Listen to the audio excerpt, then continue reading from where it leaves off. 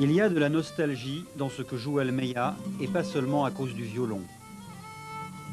Il y a de l'allégresse aussi, comme souvent dans les retrouvailles.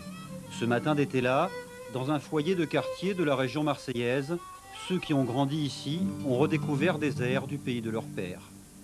Cette musique-là, qu'est-ce que ça t'a inspiré? Qu'est-ce que ça te plaît, pourquoi? Parce que c'est vrai, je suis un arabe et ça me rappelle quand j'étais petit et tout, quand je vivais en Algérie. C'est bien, c'est la musique, c'est notre musique à nous, la musique qui vient de l'Afrique, du Maghreb. Les nouvelles générations, ils écoutent plus le raï que l'andalou. Parce que l'andalou, c'était, si on veut, oui, enfin, c'est une musique qui a été dans les cours, qui a été vraiment à l'époque, il y a une histoire, quoi. Elle a été spécifique à certaines catégories de couches sociales à l'époque.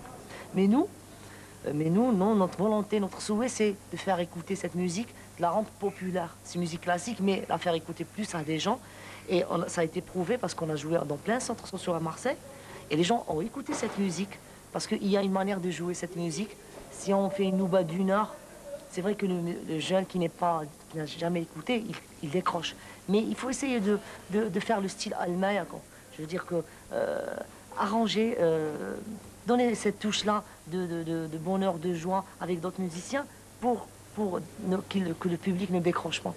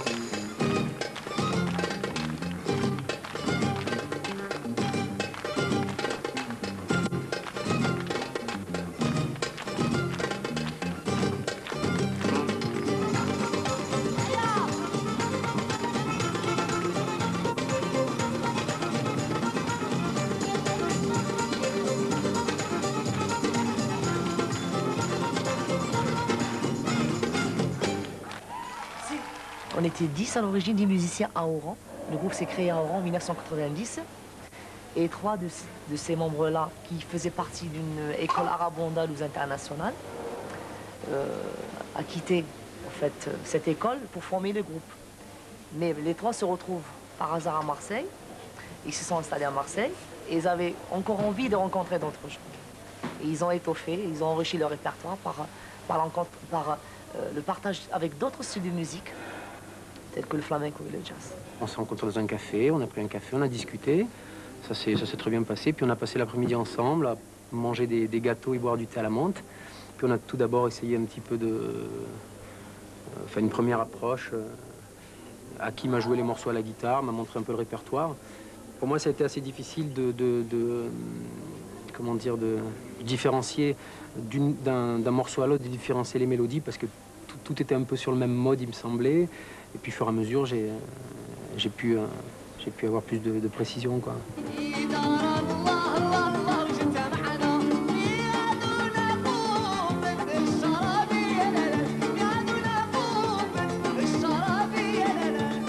Si eux aussi traversaient la mer, les vieux professeurs oranais d'Hakim et des deux Salim seraient sans doute étonnés par leurs anciens élèves. Étonnés de les voir mêler au plan d'exécution classique de la musique arabo-andalouse, la nouba, le rythme d'une basse électrique et celui d'un guitariste flamenco, natif de Tétouan, mais lui aussi installé à Marseille. Étonnés, mais sans doute pas fâchés, le nom de ce groupe, El Meya, est lui aussi un mélange, le mélange du nom d'une nouba classique et du Mia, la façon marseillaise de faire la fête, de faire la vie.